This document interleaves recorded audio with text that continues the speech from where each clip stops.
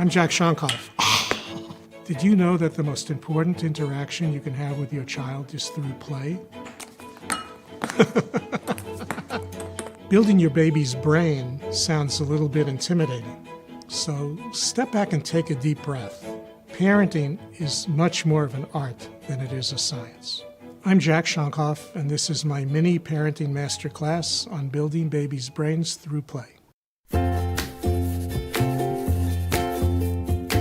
The early years are important in terms of brain development because the experiences that young children have and the relationships they have with the important people in their lives literally shape the development of their brain. And that early foundation affects all the learning and behavior and physical and mental health that follows through a lifetime. It's impossible to overestimate how important the early years are.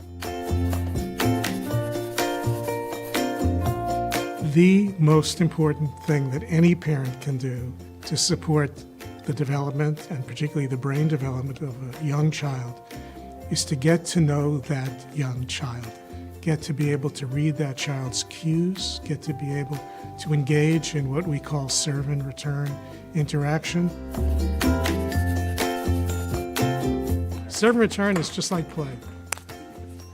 Another one, getting better. So this serve and return, you get better with practice. The reason why serve and return accurately describes what's important about the interaction is that it goes in both directions. A baby serves a smile, a coo, a babble, a gesture, and the parent or other adult caring for that child returns a response that is connecting to what the baby did.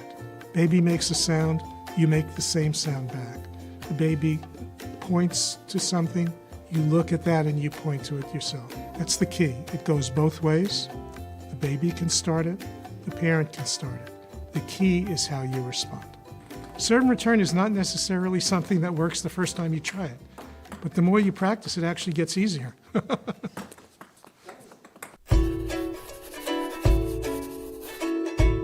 For very young children, all important learning takes place within the context of play. Play is exploration. Play is trying things, trying to kind of figure out how when you do one thing, something else happens. Play is trying to develop a sense of mastery of the world. A lot of that is done by providing an environment that's safe and provides opportunities for learning.